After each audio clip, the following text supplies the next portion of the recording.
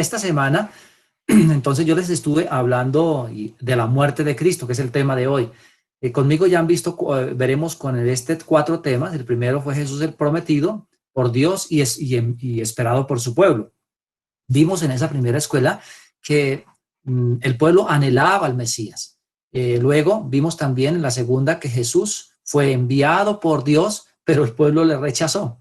En la tercera, que fue la de hace 8 días, hablamos sobre su nacimiento, y hoy que Jesús murió realmente por nosotros es una de las doctrinas fundamentales y muy importante para nosotros, y es la esencia realmente del evangelio, que es su muerte. Hoy veremos su muerte, nos vamos a concentrar en ella. En esta semana a ustedes les estuve enviando algunos audios, espero hayan sido muy juiciosos en escucharlo porque no voy a tocar esos temas. La muerte de Cristo es tan amplia, hay mucho que decir, la Biblia está impregnada desde el comienzo, desde el Génesis hasta el Apocalipsis, de su nacimiento, muerte y de su resurrección y su segunda venida. Entonces, podríamos estar hablando de muchas cosas, pero hoy quiero concentrarme en algunas cosas que no hablé en los audios. Ayer dejé una tarea y bueno, me puse juicioso a contar. 13 personas, no más de 130, bueno, no sé cuántos, estoy hablando, si hubiese sido 130, el 10% nomás respondió. Y solo una pregunta, una respuesta. Bueno, y gracias por las respuestas, mis hermanos. Evidentemente, la pregunta que hice de una historia que imaginamos y luego usted la tenía que terminar, cómo se sentía con esa persona que donó un órgano, muchos pues agradecidos, ¿no? Me llama la atención la última respuesta que escribieron y tiene que ver con estaría en deuda. Y evidentemente así estamos con el Señor. Nunca vamos a poder pagar o abonar algo siquiera a lo que hizo el Señor con nosotros. Entonces, nos vamos a concentrar en la muerte en el día de hoy, pero quiero que vayamos al texto que hoy vamos a tocar, que es Marcos, que es el tema central. Lo voy a basar en el Evangelio de Marcos, capítulo número 15. Y vamos a dar lectura de los versículos 21, ahí aparece 33 al 47, que es los textos que escogí como para sacar unas escenas. Voy a tratar de leer, o vamos a leer del versículo 21 hasta el 47. Entonces, Marcos capítulo número 15, y luego posterior a eso oramos. Hoy veremos la muerte de nuestro Señor Jesucristo. El propósito de su muerte es el tema de hoy, el propósito de su muerte. Y obligaron a uno, dice la palabra del Señor en el versículo 21 de Marcos capítulo 15, y obligaron a uno que pasaba, Simón de Cirene, padre de Alejandro y de Rufo, que venía del campo, y que llevase la cruz. Y le llevaron a un lugar llamado Gólgota, que traducido es lugar de la calavera. Y le dieron a beber vino mezclado con mirra, mas él no lo tomó. Cuando le hubieron crucificado, repartieron entre sí sus vestidos, echando suerte sobre ellos para ver qué se llevaría cada uno. Era la hora tercera cuando le crucificaron. Y el título escrito en su causa, de su causa, era el Rey de los Judíos. Crucificaron también con él a 2 ladrones, uno a su derecha y el otro a su izquierda. Y se cumplió la escritura que dice, y fue contado con los inicuos. Y los que pasaban le injuriaban meneando la cabeza y diciendo, bah, tú que derribas el templo de Dios y en 3 días lo reedificas, sálvate a ti mismo y desciende de la cruz. De esta manera también los principales sacerdotes, escarneciendo, se decían unos a otros con los escribas, a otro salvó, a sí mismo no se puede salvar. El Cristo, el Rey de Israel, desciende ahora de la cruz para que veamos y creamos. También los que estaban crucificados con él le injuriaban. Versículo 33. Cuando vino la hora sexta, hubo tinieblas sobre toda la tierra hasta la hora novena. Y a la hora novena Jesús clamó a gran voz diciendo, Eloi, Eloi, lama sabactani, que traducido es, Dios mío, ¿por qué me has desamparado? Y algunos de los que estaban allí decían al oírlo, mira, llama a Elías, llama a Elías. Y corrió uno y empapando una esponja en vinagre y poniéndola en una caña, le dio a beber diciendo, dejad, veamos si viene Elías a bajarle. Mas Jesús, Dando una gran voz, expiró. Entonces el velo del templo se rasgó en dos de arriba abajo. Y el centurión que estaba frente a él, viendo que después de clamar había expirado, así dijo: verdaderamente este hombre era hijo de Dios. También había algunas mujeres mirando de lejos, entre las cuales estaba María Magdalena, María la madre de Jacobo, el menor, y José, y de José y Salomé, quienes cuando él estaba en Galilea le seguían y le servían, y otras muchas que había subido con él a Jerusalén. Amén. Oramos al Señor, encomendando esta escuela bíblica. Padre, te damos muchas gracias en esta mañana por la oportunidad que nos das de leer tu palabra, meditar tu palabra. Permite que ella quede grabada en nuestras mentes y corazones. Permíteme también exponerla de manera que sea clara y llegue al corazón de cada uno de los oyentes. Ayúdanos a vivirla cada día. Ayúdanos a recordar este evento todos los días de nuestra vida. La muerte de Jesucristo. Ruego para que tu Espíritu Santo nos guíe hacia las verdades maravillosas, a entenderlas, las que dejaste escritas en este precioso libro. En Cristo Jesús oramos. Amén y amén. Bien, mis amados hermanos, este será el texto central y quisiera que en el día de hoy miráramos, y lo he tomado como con algunas escenas para poderlo comprender. En la semana los audios que yo les envié hablan sobre el significado de la muerte de Cristo, algunos propósitos desde algunos textos bíblicos. Hoy lo vamos a mirar desde Dios, o para comprender un poco el propósito también de la muerte, desde el punto de vista de Dios. Entonces, iniciamos. ¿Cuál era el propósito de haber muerto Jesucristo? O sea, ¿para qué morir? ¿Para qué morir un inocente? Podríamos preguntarnos. Yo sé que pronto hasta muchos tengamos las respuestas, pero quisiera que fuéramos un poco más allá. Jesús estuvo siempre haciendo la voluntad de Dios desde que nació, desde que inició su ministerio. Cada cosa que hizo estuvo haciendo la voluntad de su Padre, estuvo con el Padre estuvo con él, siempre respaldando cada milagro, respaldando cada acción y todo lo que él hacía. Estaba el Padre con el Hijo con el Padre, y todas las maravillas y todo lo que hizo Jesucristo reflejó el amor que tenía y la obediencia y el poder que tenía como Dios también. Pero nos queda una cosa que me parece que es importante que meditemos, y es: si Jesús estuvo siempre con la voluntad del Padre y el Padre estaba con él, ¿dónde estaba Dios en el Calvario?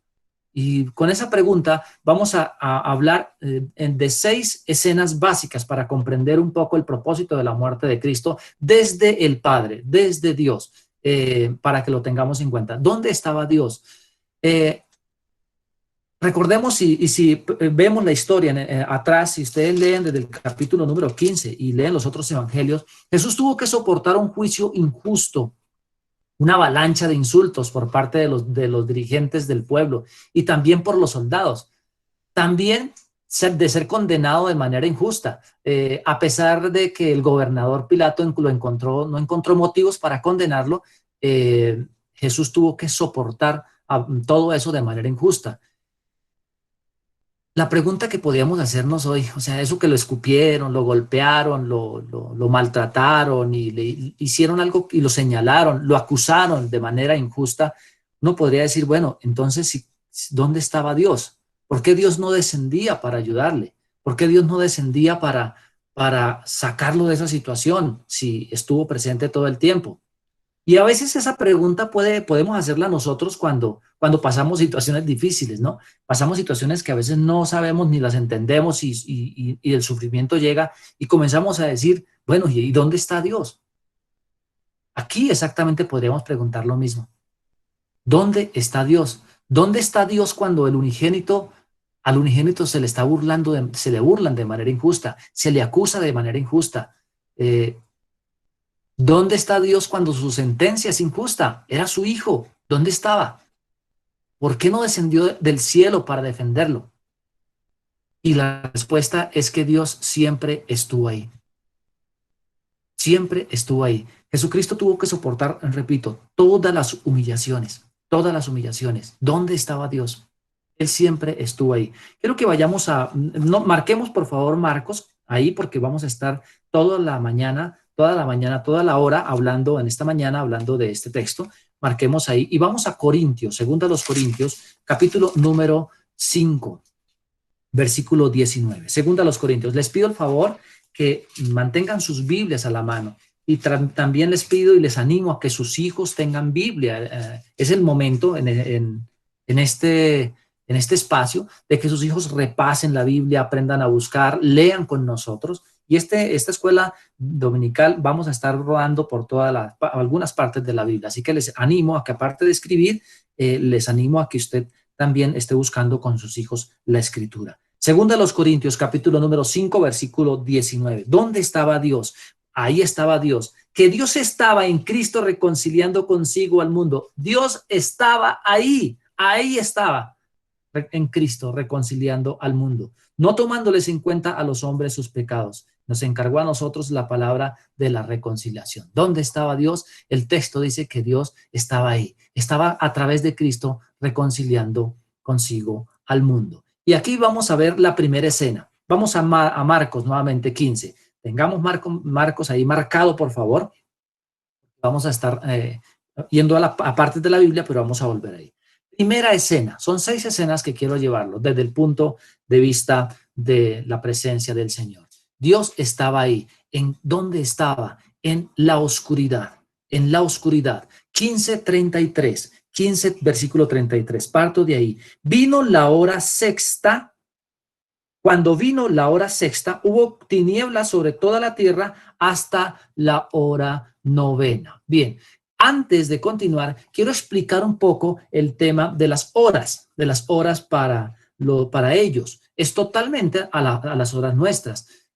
Nosotros, los romanos, introducieron las horas para nosotros, o nosotros tenemos esa costumbre de que el día comienza a la medianoche, ¿no? Entonces, 12:01 comienza la primera hora, ¿cierto? Hasta la 1 de la mañana, las 2, las 3, las 4, o sea, para nosotros la primera hora es a la medianoche. En el tiempo de los judíos, en ellos, los hebreos, no creían de esa manera.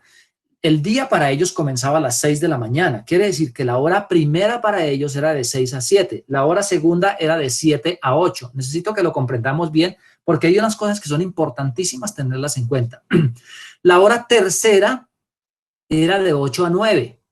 Repito, a las 6 de la mañana para ellos comenzaba el día. 6 a 7 la primera hora, 7 a 8 la segunda hora, 8 a 9 la tercera hora, 9 a 10 la cuarta hora, 10 a 11 la quinta hora, 12 a 1 la sexta hora, 1 a 2 la séptima hora, de 1 a 2 la octava hora, de 12 a 1 la 7, de 3 a 4 la novena hora. Vamos al versículo número 25. Dice, era la hora tercera cuando le crucificaron. Si esto es así, entonces la hora tercera serían las 9 de la mañana. Le crucificaron a las 9 de la mañana. ¿Sí? 9 de la mañana. Vamos al versículo 33. 33. Por favor. Cuando vino la hora sexta. ¿Qué horas son? Sexta. 12 del día. 12 del día. Versículo 34.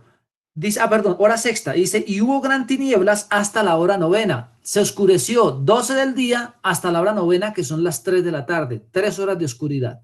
Tengamos eso bien claro. Versículo 34. A la hora novena, Jesús muere. O sea, murió a las 3 de la tarde. Repaso. Hora tercera, le crucifican, 9 de la mañana. Hora sexta, inicia oscuridad hasta las 3 de la tarde. 12 del día, 3 de la tarde. A la hora novena, finalizado 3 de la tarde, muere Jesús.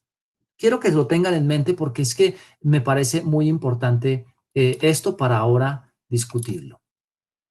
Excúsenme un momentico, mis hermanos, perdón, por favor. Bien. En el Antiguo Testamento, entonces voy a colocar algunos ejemplos. Vamos a Génesis rápidamente.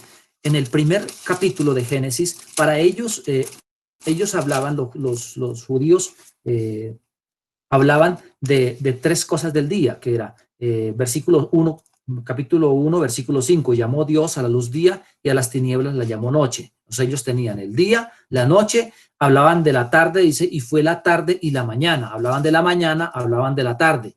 Y también tenían, vamos al capítulo 43, en el contexto de 43, versículo 16, 43, 16, en el contexto de Benjamín y de José. La segunda parte del versículo dice, llévalos a casa, a esos hombres, y degüella una res y prepárala a estos hombres y comerán conmigo al mediodía. Es muy popular que ellos hablen de la mañana, mediodía, tarde y noche. Ese era el horario. Y en el día lo dividían de esa manera, por horas, por horas. Es clave que lo tengamos en cuenta. ¿Por qué razón? Porque volvamos a Marcos. Hubo oscuridad, 12 del día. 12 del día hasta la 1 de la tarde. Hubo oscuridad. Y entiendan esto, no fue un eclipse. La razón por la cual no fue un eclipse, estuve leyendo un poco en la enciclopedia y en la enciclopedia dice que los eclipses suceden en luna nueva y esta era época de Pascua y la época de Pascua es la luna llena. Quiere decir que no fue un evento natural, sino fue un evento sobrenatural. Ahora, estaba en pleno furor el sol del día, 12 del día, 12 del día, un eclipse. Por eso creemos o fielmente creemos nosotros que Dios estuvo ahí en la oscuridad, mostrando todo su poder. Lo hizo el Señor de manera natural. Dios quería mostrar que a través de las tinieblas, el mundo sin Cristo está en tinieblas. Primera enseñanza. El mundo sin Cristo está en tinieblas. Y en muchos lugares de la Escritura, Dios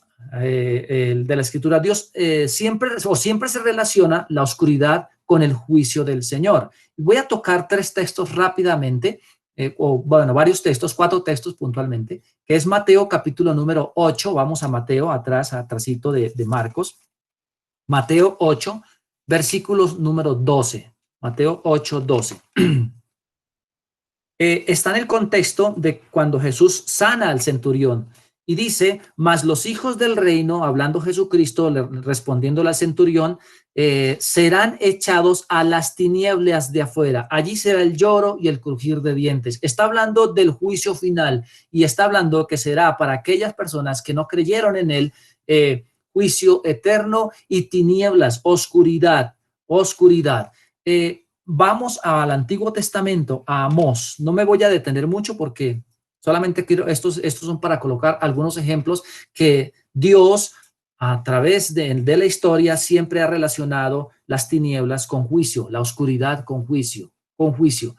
Amós, capítulo número 5. Y voy a dar lectura, vamos a Amós, le voy a dar el tiempo para que lo busquen, por favor. Sé que es un profeta que casi no leemos, a veces se dificulta buscarlo. Amós, capítulo 5, 18, voy a leer 18 hasta el versículo 20. Ay de los que desean el día de Jehová. ¿Para qué queréis este día de Jehová? Será de tinieblas y no de luz, como el que huye de delante del león y se encuentra con el oso, o como si se entrare en la casa y apoyare su mano en la pared y le muerde una culebra. ¿No será el día de Jehová tinieblas y no luz, oscuridad que no tiene resplandor? Está en el contexto de que Dios iba a traer juicio a la nación de Israel porque no se habían arrepentido, pero esto también apunta hacia el día final del Señor. Hay otro texto más adelante en el libro del profeta Sofonías. Está más adelante, por favor, ahí le doy el tiempo. Sofonías capítulo 1, Sofonías. Vamos a buscar. Sofonías capítulo 1. Y voy a leer del versículo 14 al 16. 14 al 16. Cercano está el día grande de Jehová, cercano, muy próximo. Se amarga la voz del día de Jehová. Gritará allí el valiente. Día del ira, aquel día de angustia, de aprieto, día de alboroto, día de asolamiento, día de tinieblas, de oscuridad, día de nublado y de entenebrecimiento, día de trompeta y de algazara sobre las ciudades fortificadas y sobre las altas torres. Nuevamente el contexto del profeta, hablando de un día que iba a tomar juicio Dios contra la nación de Israel por su desobediencia, pero apunta también al día final, día difícil, día de juicio, día de que Dios iba a tomar o va a tomar su justo juicio por aquellos que han hecho maldad. Ahora, vamos a Éxodo. Y en Éxodo sí me voy a detener un poco. Bueno, intentaré no mucho para explicar un poco lo que sucedía. Éxodo capítulo 10. Éxodo 10, por favor. Éxodo 10. Recuerden que estaremos, bueno, aquí está en el contexto de las parábolas, perdón, discúlpenme, de las plagas. Y quiero tocar la plaga número 9, versículo 21 en adelante. La plaga número 9, que fue la plaga de tinieblas. Ojo, porque aquí tiene mucho que ver hacia Cristo. Vamos a pensar en ese momento de oscuridad. Dice la palabra del Señor en el versículo 21 de Éxodo 10. Jehová dijo a Moisés, extiende tu mano hacia el cielo para que haya tinieblas sobre la tierra de Egipto, tanto que cualquiera las palpe. Y extendió Moisés su mano hacia el cielo, y hubo densa oscuridad sobre toda la tierra de Egipto por 3 días. Recuerde, 3 días. Muy parecido a la hora que estuvo Cristo en la cruz. 12 del día comienza la oscuridad, termina 3 de la tarde. 3 horas de oscuridad, aquí 3 días. Estaba apuntando la muerte de Cristo desde la antigüedad. Versículo 23. Ninguno vio a su prójimo, ni nadie se levantó en su lugar en 3 días, mas todos los hijos de Israel tenían luz en sus habitaciones. Qué bella analogía cuando Cristo está en el corazón de cada creyente, que si el mundo está en oscuridad, el creyente siempre tiene luz en su corazón. Versículo 24. Entonces Faraón hizo llamar a Moisés y dijo, id, servid a Jehová solamente, que vuestras ovejas y vuestras vacas vayan también vuestros niños con vosotros. Faraón les da la salida. Quiero que pasemos un momento al versículo capítulo 11. Después de la muerte, perdón, después de la plaga de las tinieblas, que hubo oscuridad, que duró 3 días, viene la muerte del primogénito. Viene la muerte del primogénito. Apunta al primogénito, apunta a Cristo. Y morirá todo primogénito, versículo 5, en la tierra de Egipto, del primogénito. Y posterior a la muerte del primogénito, Dios les dice a ellos en el capítulo número 12, y ahí comienza la Pascua de pasar por alto, que ellos tenían que sacrificar un cordero y untar los dindeles de las puertas, ¿cierto? Pero lo tenían que sacrificar. Vamos al versículo 6 del capítulo 12. Mire esto. Lo guardaréis hasta el día 14 de este mes y lo inmolará toda la congregación, o sea, lo sacrificará toda la congregación del pueblo de Israel entre las 2 tardes. Y las 2 tardes, recuerden, bueno, volvemos nuevamente, 12 del día, 5 de la tarde, o 6 de la tarde, la mitad de la tarde sería 3 de la tarde. Entre las 2 tardes, 3 tenían que sacrificarlo en la Pascua a las 3 de la tarde. Qué bello, apuntaba a Cristo. ¿Cómo no movernos a eso? Desde la eternidad y en las escrituras, paso a paso, Dios iba a mostrar que iba a enviar a alguien para que muriera por los pecados. Y cada vez que se mataba los corderos, el cordero pascual, lo hacían en este día y lo hacían entre las 2 tardes. Tenía que ser un cordero perfecto, o sea, apuntaba a Cristo, apuntaba a Cristo. Vuelvo a recordar, 3 días de tinieblas, Jesucristo duró 3 horas en la cruz muriendo. 3 horas de oscuridad. Muere a las 3 de la tarde y a las 3 de la tarde en esa fiesta tenían que sacrificar los sacerdotes el cordero. Tenían que sacrificar el cordero. Realmente nos toca el corazón. Realmente eso, si hoy no salimos conmovidos de esto, sería imposible no hacerlo, ¿no? Bien, vamos el versículo Marcos 15. Nos volvemos a Marcos, por favor. Y leemos el 34. Dice, a la hora novena, Jesús clamó a gran voz, Eloi, Eloi, lama sabactani. La tierra se llenó de oscuridad. ¿Dónde estaba Dios? ¿Dónde estaba Dios? Dios estaba ahí cargando a, en Cristo, cargando el pecado suyo, mío, de todos los hombres que murieron antes de que viniera Cristo, mirando a Cristo en el futuro, y de todos los que van a morir de aquí en adelante, de los pecados que van a nacer hasta que Cristo venga. Dios estaba ahí cargando todo el pecado de nosotros, de sus escogidos, en un solo hombre en 3 horas. Todo el infierno completo, la eternidad del infierno que le correspondía a usted y a mí, Dios, el Padre, estaba en la oscuridad tomando juicio contra su Hijo. Él estaba ahí. A veces creemos que Dios no estuvo. No, y eso es un pensamiento errado. ¿Sabe por qué? Porque estaríamos atentando contra uno de los atributos del Señor, que es la omnipresencia. Él estaba ahí. ¿Pero de qué manera estaba? Podríamos preguntarnos. Pues estaba como juez. No estaba como ayudador. No estaba como antes estuvo Jesús, que estuvo en los milagros, estuvo haciendo proezas. Estaba como juez en su propio Hijo. El infierno que nos tocaba a usted y a mí, como para que lo tengamos en cuenta, Jesús lo padeció. ¿Cómo no tocar? ¿Cómo no movernos en el corazón por eso? Dios estaba presente castigando todos los pecados de sus escogidos, mostrando su justicia y su amor. Cristo padeció la justicia sin misericordia por nosotros, sin misericordia por nosotros. Ahora, versículo número 34. A la hora novena Jesús clamó a gran voz diciendo, Eloi, Eloi, lama sabactani, que traducido es, Dios mío, ¿por qué me has desamparado? ¿Por qué me has desamparado? Dios estaba ahí.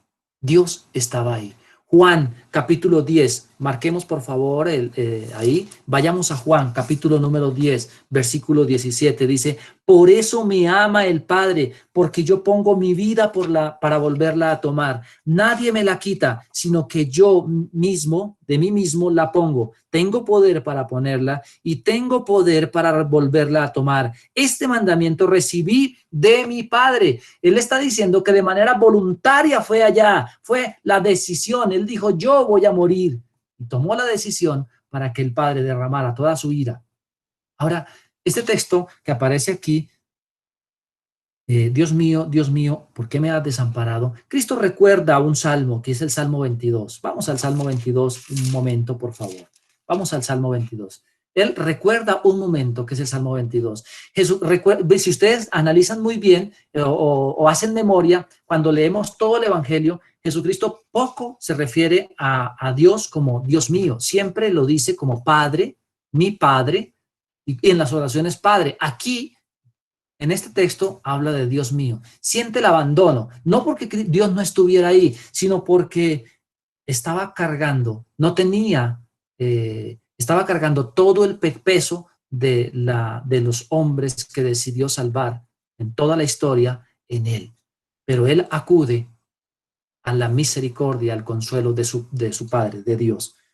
Versículo 21, versículo 1 del capítulo 22 de Salmos. Dice, Dios mío, ahí está, ¿por qué me has desamparado? ¿Por qué estás tan lejos dentro de mi salvación? Tan lejos de mí, de mi salvación y las palabras de mi clamor. Versículo 2 dice, Dios mío, clamo de día y no respondes, y de noche y no hay para mí reposo. Versículo 3, pero tú eres santo, tú que habitas entre las alabanzas de Israel. En ti esperaron nuestros padres, esperaron y tú los libraste. Clamaron a ti y fueron librados, confiaron en ti y no fueron avergonzados. Saltemos al versículo, lo pueden leer despacio ustedes. Describe realmente a Cristo. Versículo 11. No te alejes de mí, porque la angustia está cerca, porque no hay quien ayude. Versículo 14. He sido derramado como aguas y todos mis huesos se descoyuntaron, mi corazón fue como cera, derritiéndose en medio de mis entrañas. Está describiendo la pasión, el dolor. Versículo 18, repartieron entre sí mis vestidos y sobre mi ropa echaron suertes. Versículo 19, mas tú, Jehová, no te alejes, fortaleza mía, apresúrate a socorrerme. Y es un salmo que termina en alabanza, de hecho. La posteridad, versículo 30, por favor, versículo 30. La posteridad le servirá. Esto será contado de Jehová hasta la postrera generación. Vendrán y anunciarán su justicia. A pueblo no nacido aún anunciarán que Él hizo esto. La gloria sea al Señor. Él es el autor de nuestra salvación. Por Cristo fue posible esa salvación. Por Cristo fue posible esa salvación. Dios estuvo ahí en el abandono de su Hijo. Estaba ahí cobrando. Y leía yo esta semana un poco sobre el abandono. Y es bueno, podríamos decir que es una doctrina bastante amplia y compleja de explicar. Compleja de explicar. Pero Dios estaba, entendamos esto, Dios estaba cobrando todo, absolutamente todo. Todos los pecados nuestros en Cristo. Número 3. Dios estaba en su muerte. Marcos, nuevamente, 15:37. Mas Jesús, dando una gran voz, expiró. Mas Jesús, dando una gran voz, expiró. Un crucificado no podía hablar fuertemente por el problema respiratorio. Sus pulmones muy seguramente estaban deteriorados, muy seguramente se estaban llenando de sangre, muy seguramente su cuerpo estaba tan maltratado, estaba ya a punto de morir, eran cerca de las 3 de la tarde, que no podían hablar generalmente. Pero él saca fuerzas de donde no las tiene, fuerzas, y grita, dice ahí, que grita a gran voz. Marcos no nos dice que gritó, pero si vamos a los otros evangelios nos dice que gritó unas palabras que fueron consumado es. 2 palabras, consumado es. O sea, está cumplido, está cumplido. Él entregó su vida de manera voluntaria. De manera voluntaria. En Juan capítulo 10, versículo 18, nadie me la quita, sino que yo de mí mismo la pongo. Tengo poder para ponerla. Y tengo poder para volverla a tomar. Nunca se les olvide ese texto, ojalá lo tuviéramos siempre en cuenta. ¿Por qué razón? Porque hay días en los cuales nosotros nos comportamos como si nada y tenemos en poco la muerte de Cristo.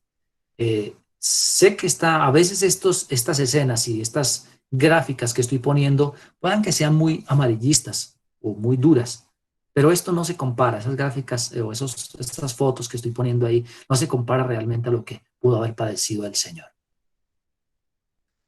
Bien, quiero que vayamos a la siguiente escena.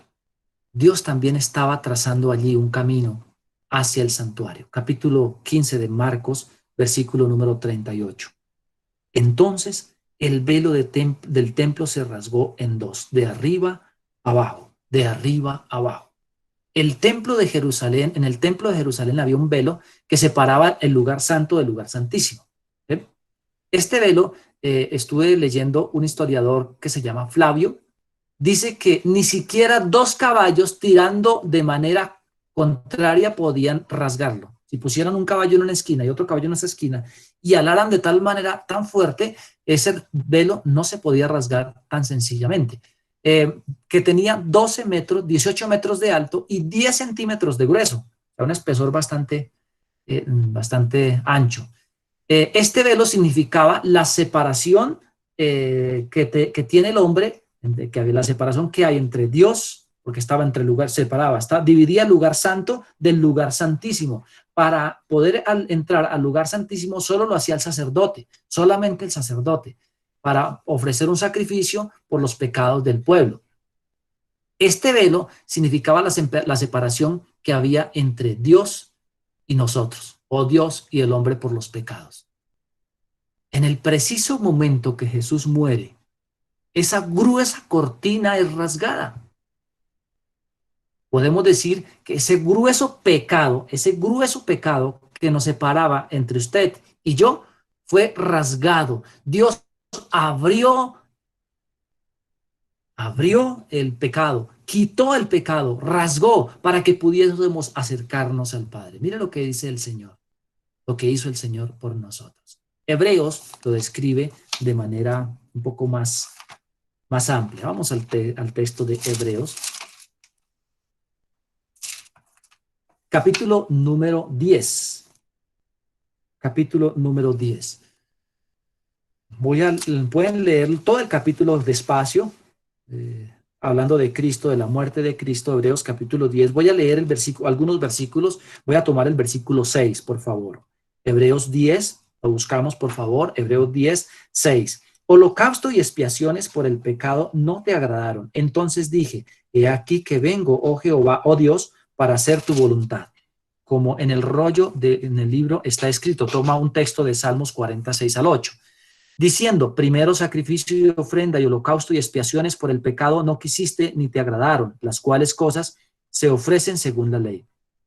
Y diciendo, he aquí que vengo, oh Dios, para hacer tu voluntad. Quítalo primero para establecer esto último. En esta voluntad somos santificados mediante la ofrenda del cuerpo de Jesucristo hecha una vez y para siempre. Y ciertamente, versículo 11, todo sacerdote está día tras día ministrando y ofreciendo muchas veces los mismos sacrificios que nunca pueden quitar los pecados. Los sacerdotes estaban ahí sacrificando y tienen que hacerlo de manera constante. Pero Cristo, habiendo ofrecido una vez y para siempre un sacrificio por los pecados, se ha sentado a la diestra de Dios. De ahí en adelante esperamos hasta cuando sus enemigos sean puestos en estrado de sus pies. Porque con una sola ofrenda hizo perfecto para siempre los santificados, y nos atestigua lo mismo el Espíritu Santo. Porque después de haber dicho, este es el pacto que haré con ellos después de aquellos días, dice el Señor, pondré mis leyes en sus corazones y en sus mentes las escribiré. Añade, y nunca más me acordaré de sus pecados y transgresiones. Bendito sea el Señor por su muerte. Ese es un motivo por el cual alabarle. Ese es un motivo por el cual vivir en santidad todos los días. Su muerte fue suficiente para que mi pecado pasado, presente y futuro en Cristo fue cargado.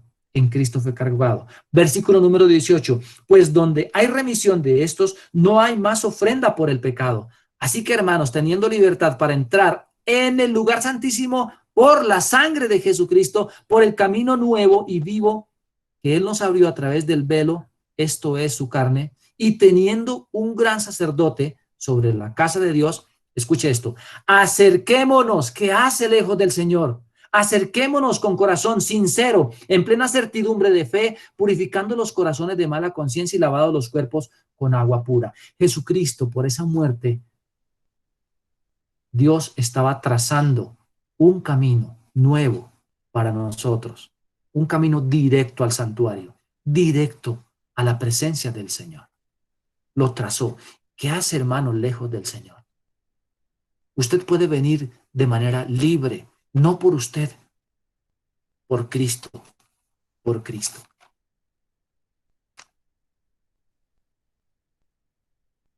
Quinta escena. ¿Dónde estaba Dios? Quinta escena. ¿Dónde estaba Dios? Vamos a Marcos, capítulo número 39. 15:39. Él estaba en una confesión. Él estaba en una confesión. Marcos 15:39 dice, y el centurión que está frente a él, viendo que después de clamar había expirado, así dijo, verdaderamente este hombre era hijo de Dios. El centurión. Miremos el centurión. Dios estaba en las palabras del centurión. Pensemos en el centurión. Pongámonos en los zapatos del centurión. Muy seguramente ese centurión vio a Jesús morir, perdón, y ahí dice que lo vio morir. Muy seguramente ese centurión tuvo que haber conocido a Jesús antes de morir. Cuando lo insultaron, probablemente él estaba ahí. Cuando lo golpearon, muy probablemente él estaba ahí. Cuando lo sentenciaron a muerte, muy probablemente este centurión estaba ahí. Cuando lo crucificaron, estuvo ahí. Ver su comportamiento, las palabras, cómo perdonó al ladrón que estaba al lado. Muy seguramente él escuchó, ese centurión estaba ahí. Fue testigo del temblor.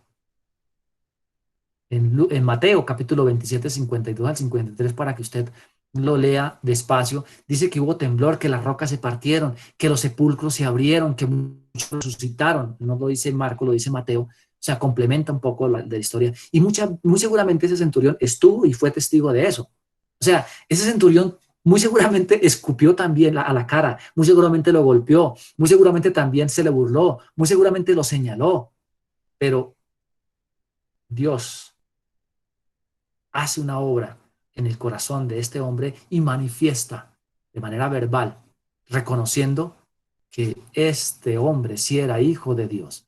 Lo reconoció. El centurión habla de que él sí era hijo de Dios, que realmente era un hombre justo, que era injusto que él hubiera muerto. Casi nadie lo reconoció como hijo de Dios. Aquí el centurión da unas palabras muy precisas. Este hombre verdaderamente es el Hijo de Dios. Y me queda una pregunta, yo de una vez la hago. ¿Qué piensa usted de esta frase? ¿Realmente era hijo de Dios? ¿Qué dice usted de Jesús hasta aquí? Escenas tristes, escenas dolorosas, pero son escenas que quiero llevarlos a que reflexionemos un poco en el día a día. Bien, y por último, mis amados hermanos y amigos, Dios estaba en los testigos. Capítulo 15 de Marcos, 40 al 41. También había algunas mujeres mirando lejos, entre las cuales estaba María Magdalena, María la madre de Jacobo, del menor, y de José y de Salomé, quienes cuando él estaba en Galilea le seguían, le servían, y otras mujeres que habían subido con él a Jerusalén. Dios estaba en los testigos. Esas mujeres fueron y estuvieron siempre al lado del Señor, siempre, desde su ministerio estuvieron ahí, estuvieron en la cruz, fueron testigos de la muerte de él, de la oscuridad, fueron testigos de que él sufrió, de que la sangre que él derramó, que la gota a gota que él derramó y la forma como murió, ellas fueron testigos de la angustia, del terror, del temor. Fueron testigos también, estas mujeres también fueron testigos de su resurrección. Si ustedes quieren leer el capítulo 16, fueron también testigos de eso. Y quiero terminar en estos 10 minutos diciendo lo siguiente. Quiero concluir. El pecado es algo serio. El pecado para Dios es algo serio. Repito, y quiero que esté esto bien claro en su mente. 3 horas de sufrimiento, 12 del día, 3 de la tarde, oscuridad. Dios estaba ahí cobrando todo el pecado de nosotros en la angustia y el dolor. A eso se refería Jesús, que quería que pasara de mí esa copa. Era el juicio. Jesucristo no quería, él sabía que el juicio de Dios iba a ser tan severo, sin misericordia. Por eso él en la oración le dijo a Dios: quisiera que pasara de mí esta copa. El pecado para Dios es algo serio. ¿Por qué quiero llevarlos a reflexionar esto? Es tan serio que costó la vida de un inocente, de Jesús. ¿Cómo está su santidad? ¿Cómo está su santidad? ¿Cuántos pisotean el sacrificio haciendo burla con el comportamiento indecente, con la falta de compromiso, habiendo Dios dado la vida de su propio Hijo y cargado toda su ira contra su Hijo? Cada vez que nos enfrentamos al día a día, cada vez que nos enfrentemos a una tentación, cada vez que nuestros impulsos emocionales se quieran salir de nuestro control, pensemos en la cruz. Pensemos en la ira de Dios que fue derramada en Cristo para que usted y yo tuviésemos comunión con el Padre, para que la sangre de Cristo limpiara nuestro pecado y para que el grueso pecado que nos separaba de Dios se rompiera y pudiéramos tener acceso al Padre. Eso a mí me conmueve. ¿Toma usted en serio realmente el sacrificio de Cristo? Le aliento, le animo, mi hermano, es que usted piensa en afanarse por la vida, en volver de este mundo un Dios, en volver su trabajo u otra persona un Dios. Recuerde y ofendiendo el santo nombre de Dios con su vocabulario, con su comportamiento, con su falta de interés. Recuerde que Cristo lo pagó todo y eso nos llama a vivir en santidad. No para ganar algo, no para que nuestro comportamiento aporte algo a lo que hizo Cristo, no, sino por agradecimiento y alabanza, agradecimiento. Yo hice una pregunta ayer, ¿usted cómo se sentiría con alguien que le dona, y usted está a punto de morir, y le dona un órgano para que usted viva? Muchos dijeron, me siento agradecido, quisiera conocerlo, pero estaríamos en deuda. Y cada vez que miremos a ese individuo, o miráramos a ese individuo que dio un órgano para que yo viviera, muy seguramente mi vida sería de agradecimiento hacia él. Él dio la vida para que usted y yo estuviésemos en paz con el Padre. Entonces, cada vez que usted se sienta tentado a ofender el nombre de Dios, mire la cruz, mire el sufrimiento de Cristo. Hay una cosa que no les he dicho y les quiero decir, mis hermanos. Era la fiesta de la Pascua. Terminé como predicación, pero quiero que mediten en esto. Era la fiesta de la Pascua. En la fiesta de la Pascua, a las 3 de la tarde, recuerden, estaban sacrificando los corderos. O sea, mientras Cristo estaba gritando y muriendo en la cruz del Calvario, en ese mismo momento habían sacerdotes en el templo sacrificando corderos, porque todavía hasta ahí se hacía ese ritual. O sea, mientras se sacrificaban corderos, realmente Cristo estaba muriendo por usted y por mí en la cruz del Calvario. Esto es serio. Esto es serio. No nos pertenecemos a nosotros. Nuestra vida valió sangre. Valió sangre. Nuestra vida le pertenece a Él. Usted y yo, entonces, no debemos hacer lo que nos plazca, sino, si usted se siente desilusionado, desalentado, desanimado, mire la cruz. Se siente tentado, mire la cruz. Adore al Señor. Si está en problemas, en dificultades, mire la cruz. Mire la cruz. Hay esperanza. Siempre. Amigo, quiero hacerle una invitación a usted. Si usted no ha recibido y ha sido un asistente a la escuela dominical o a la iglesia o ha escuchado la palabra, pero no ha tomado en serio y su vida sigue viviéndose de manera desordenada, es la oportunidad de que usted venga a Cristo en arrepentimiento y crea que la sangre de Jesucristo es suficiente para limpiar su pecado y poder tener usted una vida en comunión con Dios y en paz. Porque Cristo, si no lo hace hoy, un día vendrá nuevamente, pero vendrá como juez. Y será día de densa oscuridad en su vida por la eternidad. Hoy tenemos luz. Recuerde lo que leímos en Éxodo. El pueblo tenía luz en sus casas. Nosotros con Cristo en este mundo de tinieblas tenemos luz, gracias a su muerte. Inclina su rostro, mi hermano, y vamos.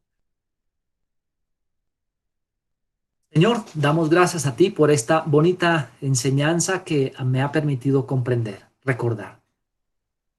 Ruego para que las palabras que he expuesto hoy queden en el corazón de cada uno de mis hermanos y amigos que hayan escuchado. Pero también ruego para que estas palabras sean vividas todos los días de nuestra vida. Que cada vez que querramos ofender tu nombre nos acordemos del sacrificio que hizo Cristo en la cruz del Calvario y alabemos tu nombre haciendo obediencia, glorificándote y exaltándote por eso. Gracias, Señor. Jamás podremos pagar lo que hizo en la cruz del Calvario, tu Hijo. A ti la gloria porque eres el autor de nuestra salvación. En Cristo Jesús he orado. Amén. Amén.